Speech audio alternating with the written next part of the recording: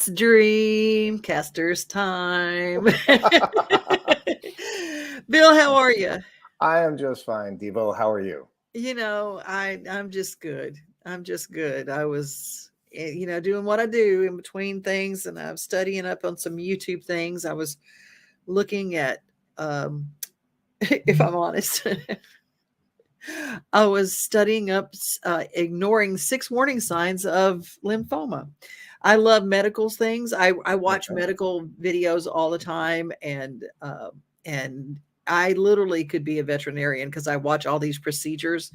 I'm not a vet, but I really enjoy watching all their emergency surgeries and stuff like that. So in between, that's what I watch.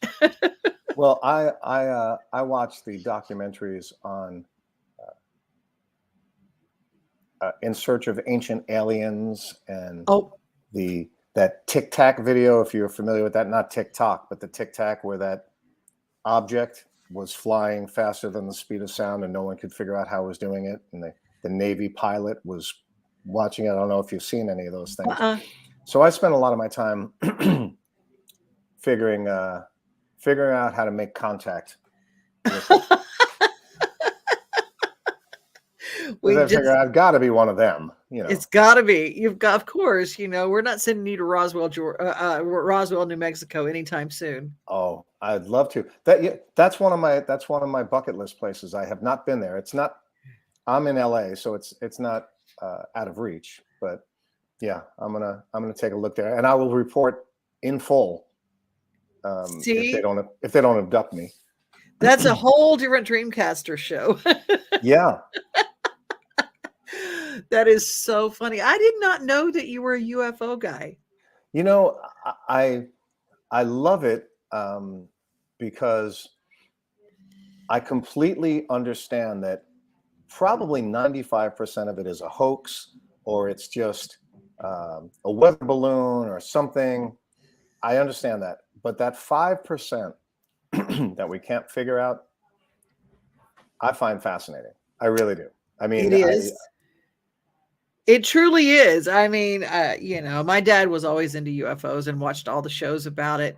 Well, today you actually brought a really cool topic to the table. And when you say the word spreadsheet to me, I start speaking a different language. It sounds like Charlie Brown's teacher, spreadsheets, because people send things to me in the form of a spreadsheet, and it's just crazy. My brain can't look at them. I can't work Excel. I don't do that. But for a lot of people that work with numbers, a spreadsheet just literally outlines it that's in a way. exactly, yeah, that's exactly the point. And, here we are sitting here with our faces, and it says Dreamcasters right on top of it, right? Yeah. So just reminding that we're not going too far off topic when we bring these things up. When I mention the concept of a spreadsheet, it's kind of my concept, and it's not. There's no copyright on it. You're welcome to. Your audience is welcome to use this. What I found really interesting is when you have somebody who is, let's just say, business minded, and they look at a spreadsheet and everything lines up and it makes sense. And if you look at a spreadsheet, you go left to right, you go up to down, there are totals, there are boxes, there are columns and rows, and all these things that make it very orderly. And you can track everything. You can track your time. You can track how much money you spent, resources if you're buying and selling products. And I was looking at that, and in my hypnosis practice, I started using that phrase. And I would say, well, if you have goals and dreams and kind of a target, what if we thought of it as inputting it into a spreadsheet? When you use a spreadsheet, like I said, those terms, columns, rows, entry, excuse me, you're entering this information. Yeah. What if, in order to get your dream, instead of having products or a total that would come out to be a dollar amount, what if it was joy? Now, I'll give you an example. A person who likes to work in the garden. Mm-hmm. Gardens can get expensive, right? Seeds, watering, uh, garden tools, everything that goes with it. You put that on a spreadsheet and you say, well, I drove back and forth to the nursery. I spent X amount of time doing this. It cost me this much. That bottom line would be, how much joy did that bring you? Most Mm. people I know, the joy far outweighs whatever cost, whatever time it took you to drive back and forth. Absolutely. Right? Absolutely. So what I try to do in my hypnosis practice is change their way of thinking about their dreams and just say, when we use the word worth, it so often is about money. What if we called it joy? What if the currency was happiness? Mm. Instead of putting out $10 bills, what if you said, this is a $10 increment, of my joy? Yeah. That garden is worth $20 million if you put it that way, right? Because it Right. brings you such joy. Now, whether it's the garden, whether it's you learning how to cook, whether it's learning how to drive, learning a second language, whatever the dream is, that goes all the way up to the bigger dreams that we've talked about. Our motto here is no dream is too small. So if you take the idea of the spreadsheet Uh-huh. and you said, in my day, I spend, I spend 3 hours watching television.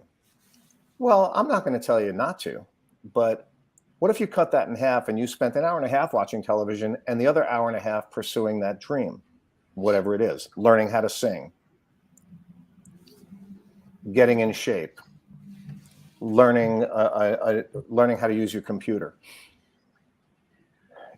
A spreadsheet for so many people works so well. Mm. What if you could input your dream sheet, so to speak? Your pick whatever language you want. I think it would make a lot of sense to people, and it has with some of my clients, because they said, "Wow, I'm kind of a." When we talk about it, pardon me for going on about this, but I have put some thought into it. But you're putting a visual to something that we keep in the esoteric world.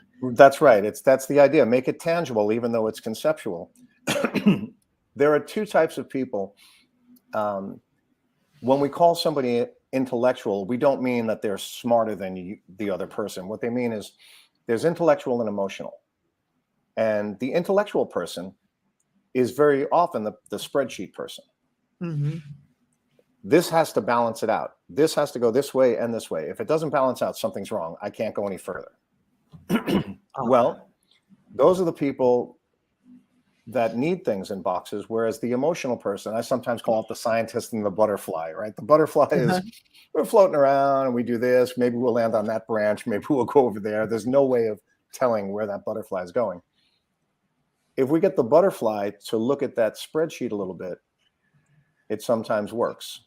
If we get the scientist guy to look at that spreadsheet and instead of putting in numbers and dollar amounts, put in what exactly is your joy worth? How much time would you put in each, what they sometimes call a line item budget? This line is dedicated specifically to this. You can't transfer it to the other line. How much time and energy would you put into your dream? And it has been very valuable to some of my clients because you had to force them into that way of thinking. Mm-hmm. So that's kind of where we go with that. So that was thank you for letting me take a couple of minutes to explain that. But absolutely, it has worked well. Well, spreadsheet for our dreams it's important because for us butterflies, it really is nice to put it down there because it keeps us on track. Because it's very easy to get very, and I don't want to ADHD or whatever. It's very easy for us to lose focus and to go from flip from one thing to the other, and we find joy in all of them. Right. To finish one and to really get the full impact of that joy, sometimes requires the spreadsheet, Yeah. you know. You'd be amazed how, if you start to think in those terms, how you expand on it. Okay. You My you make it. version of that is I get a paper calendar. I go to the Dollar Tree and I get me a paper calendar and I fill up the squares. Okay, okay, there you go. That help. This is my spreadsheet. I make it and I get all excited about my new calendar, and because putting it on here, great. I mean, if I have a little reminder there, but this is my second. My Yeah. deal is I have to write it and I have to look at it and then I can see the week. If it doesn't make my paper calendar, I'm going to forget something. Right. And so these are the kind of things when we talk about limitations and we talk about roadblocks and why do some people uh, achieve their dreams and other people don't? Well, if the paper system works for you, then do that. If the Yeah. phone works for you, do that. The conceptual part of it is always that thing where, we talk about the conscious mind, I do this, and the subconscious mind is kind of down here, and you got to get them to kind of link up, you know. Hmm. Um, there are people in a rational, uh, I'm going to say one dimensional state will say, no, of course, I know I have to do that. Of course, I know I have to make these changes. But something down here is stopping them from making those changes. And when I give them a visual like this spreadsheet, you'd be surprised. I watch people in a certain state of trance, which is not as scary as it sounds. It's conversational. Yeah. And I'll be talking to them, and you watch them light up and you watch them breathe easier because they'll say, now I got it. If instead of me having numbers that these values are items or dollars, if I put it as investment into my joy, and the bottom line is, wow, I really got a lot of joy out of this, well, then that's your spreadsheet is balanced. If you have joy, if you have happiness, um, it does work. That concept, it's a little tricky. None of this is necessarily easy, but it does work. You know, there we need tangibles to create our esoteric ethereal dreams, because sometimes if you don't put action to something, it doesn't ever happen. We can sit and daydream all day long, and that's very, very nourishing. It's very important to sit in quiet and let our minds grow and think and create. People say, I'm not creative. Well, have you given yourself the space to be creative? Have you turned the television off? Have you gone to a quiet place and let yourself have that permission to do that? But we don't give ourselves permission to have joy until we finish the work, until all of our homework is done, until all of our, because I was raised by teachers, I was raised by people who are hardworking blue collar as well. And so it's like, okay, when we get all of our work done, then and only then can we do something fun. Right. And we Well, didn't get around to that fun very often. yeah. Now this is, I hadn't planned on saying this, and I'm just remembering it. This is one of these interesting. I got up really early this morning. I was out of the house before 5 a.m. Okay, and it is now whatever time it is, 10 my time. Uh-huh. Um, so this is just hours ago. I had to run down to kind of an early morning appointment. Halfway down there, I get a phone call saying it's canceled. Oh my. For me to turn around and come back in Los Angeles traffic is going to be a nightmare. It's going to be the seventh circle of hell. You don't really have to know about Los Angeles to understand. Everybody knows what the Hollywood Hills look like, right? So Uh-huh. I was in essentially a portion of what they call the Santa Monica Mountains, which is an extension of the Hollywood Hills. It's 5:15 in the morning. I drove up to the top. I got out. I was wearing flip-flops and shorts. I Uh-huh. got out. There was nobody around. I walked to the edge of like the mountain, and I kicked off my shoes and got myself grounded in the very literal sense. My feet were in the earth. I did a couple of very simple yoga poses because I only know a couple and I can only do a couple. And watched the sun come up over Los Angeles. Wow. Now, that didn't cost me anything. I didn't plan it, and it probably wouldn't have happened if my appointment were to go through. I'd be sitting in traffic for a while. I'd be doing that. What looked like was going to be a terrible time turned into, it was just majestic. It was beautiful. It was heartwarming. It was enlightening. It was all those words. And I looked at that and I said, why don't I do this more often? I let all those things get in my way. It had to happen because I was stuck in traffic and the appointment got canceled at the last minute. It almost forced me to do that. And when I went up there, I took advantage of it. I was present enough, I'm happy to say, well, wait a minute, this is a glorious moment.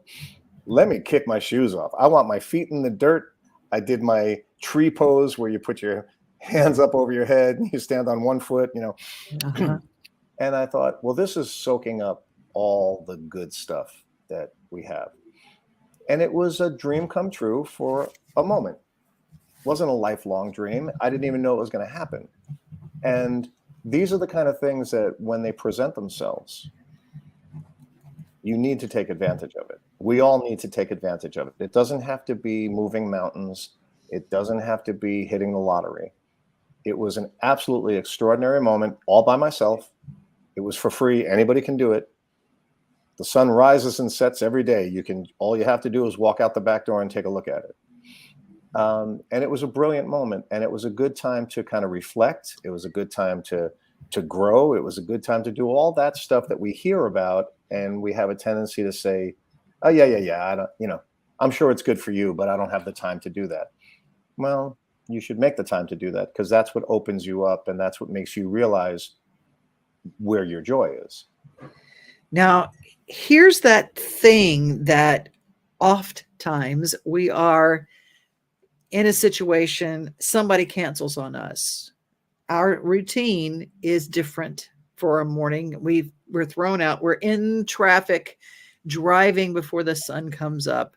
I had to get up early. I was in my car in traffic instead of having my morning coffee at home and blah, blah, blah. There's the complainer spirit that can come out and take that down a road of, I cannot believe this happened. And it can take the day into a terrible direction. Or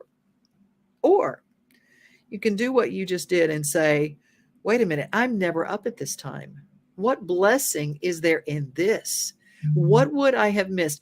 In your joy column, all of a sudden you filled up your joy column. You're in the black in the joy column. You're in good. Yes, you're there. And I want this to be complaints. Complaints are the biggest destroyer of dreams in the world, because if they don't happen the way we think they should. I had an event and I was sitting next to someone who did not pay for their ticket. They were gifted a ticket. And I watched them pick apart the dinner that was set before them. Right. I can't believe this. This chicken is blah, blah, blah. And the vegetables and blah, blah, blah. It was all this stuff. And to me, I just looked at it and said, wow, what a beautiful plate. And somebody cooked and I didn't have to do it. And it was this moment, I was just looking at it and I go, wow, everything about this night is so special. Yeah. And I realized that I was sitting next to someone who was complaining their way out of joy. Right. And in this case, literally, they were served joy. Somebody prepared the meal and brought it to them, and it wasn't good enough. And those, in my estimation, and in my experience, those are the kind of people, what exactly would make them happy? Those are the people that if you hand them $100, they're wondering why you didn't give them $200. Amen. So those are the people that I feel sorry for them, and I want to help them. I would love the opportunity to say, I was stuck in traffic and thought I was having a bad day. And I'm not saying I'm beyond complaining. I complain. And then I went up to the top of the hill there, and boy, my anxiety and my complaints just evaporated. And for people like that person at the dinner, they're gonna have to work at getting rid of some of that negativity, because that's just a recipe for disaster. I mean, if you're going to complain about a free meal, you're probably going to find a complaint in most everything. Yeah, somebody asked me, they offered me a job critiquing people in town, because I live in a town where there are a lot of famous people. And they said, "You're such a funny writer, and we want you to make fun of what people are wearing." I said, "Oh, what, excuse me?" They said, "Well, we want you to write about people and what they're wearing and really take jabs at what they're wearing." And I said, "Well, why would I do that?"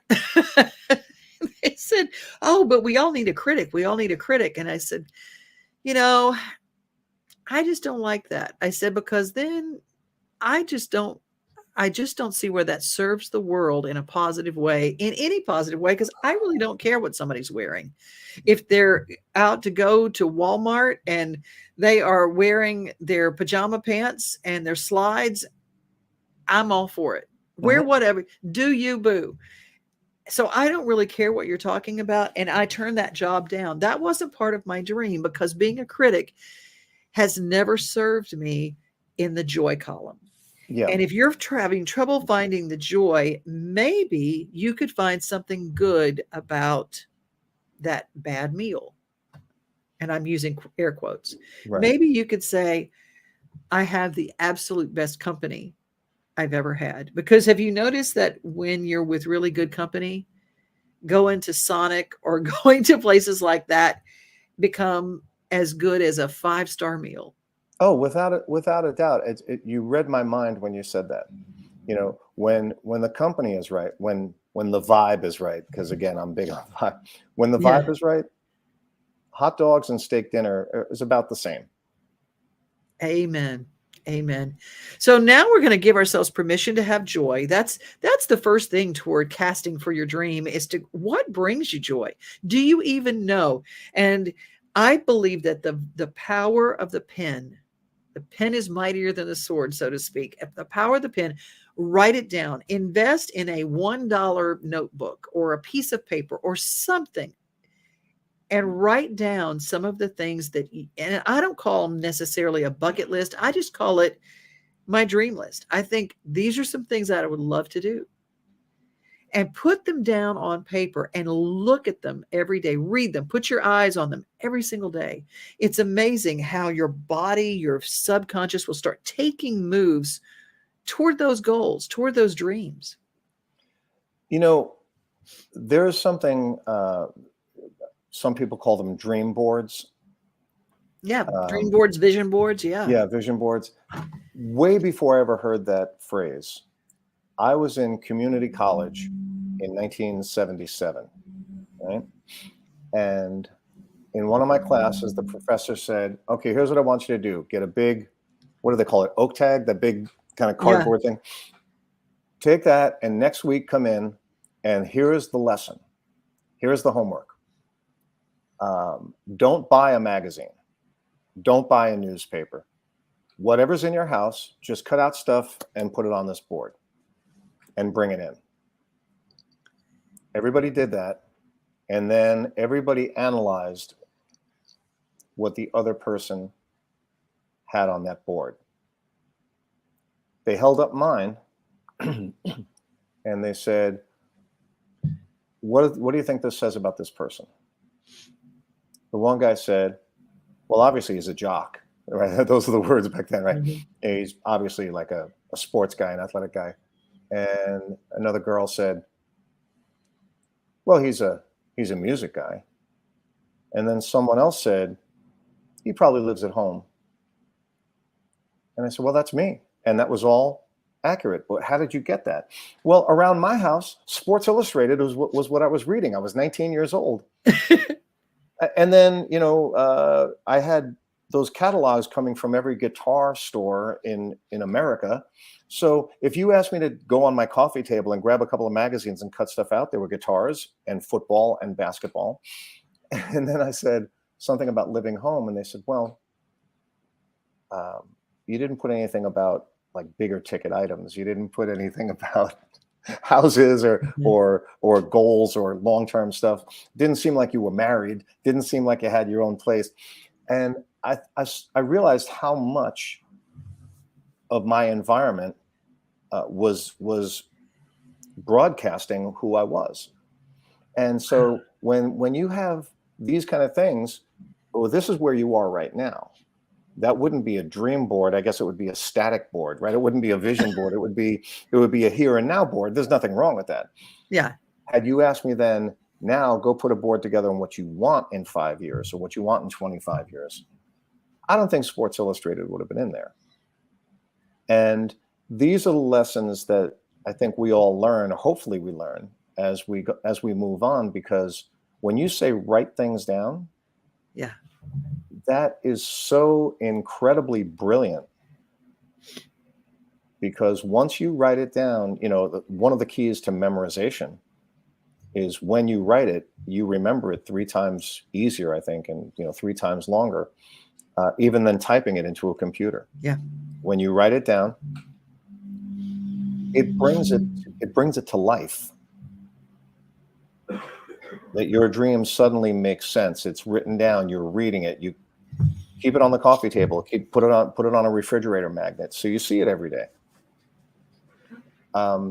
These are the things that you train your mind to do. It might not come so naturally, but you train your mind to do, and it's amazing the transformations you can have from that.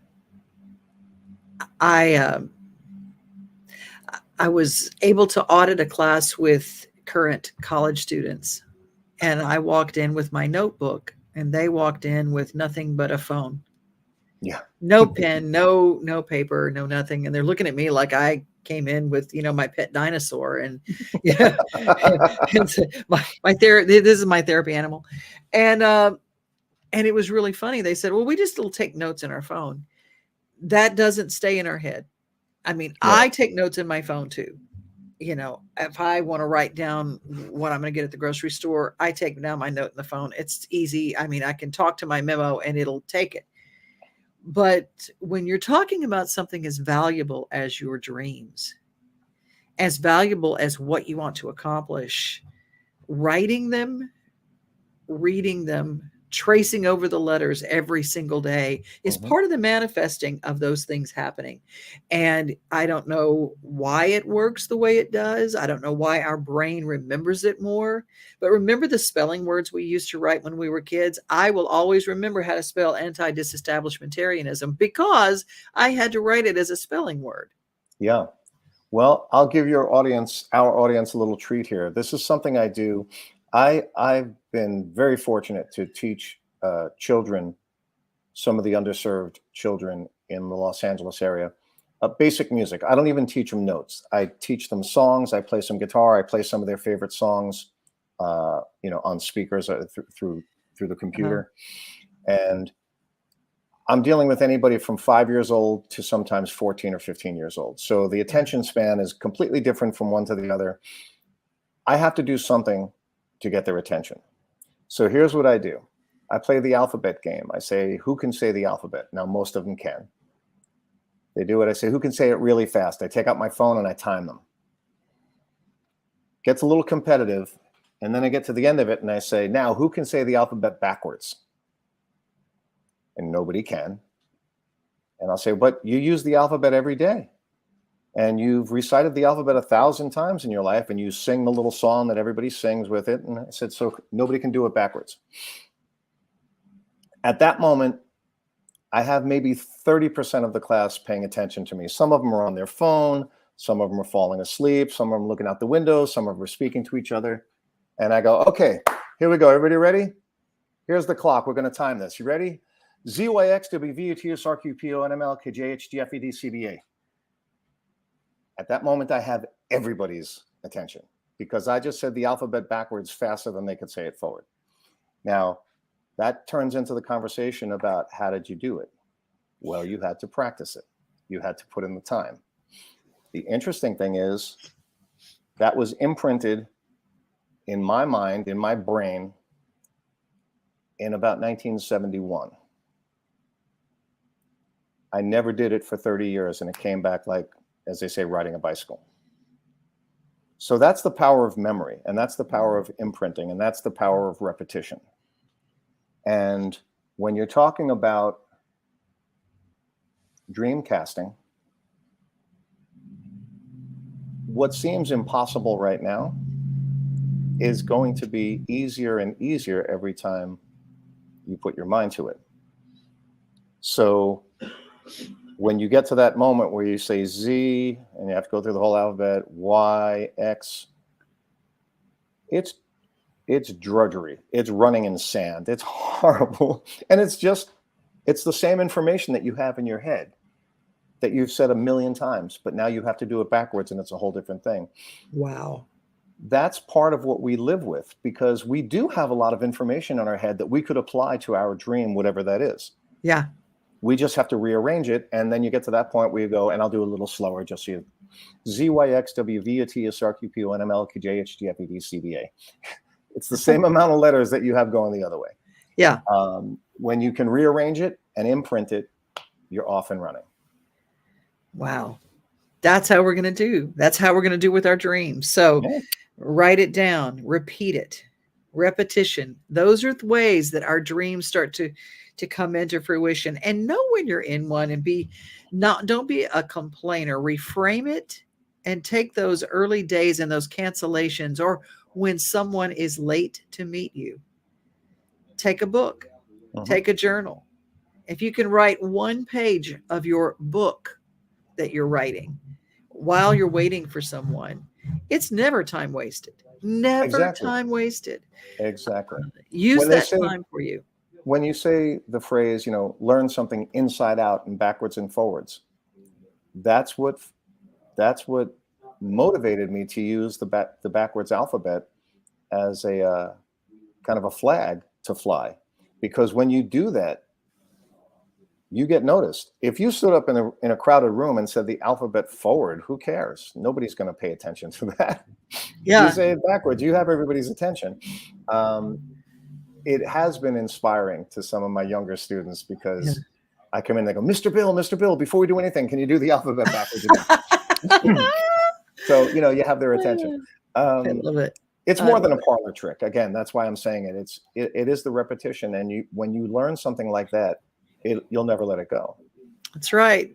And sometimes you don't even have to refer to that list that you've made to yourself to accomplish things on it. And you'll maybe find it years later, like I did.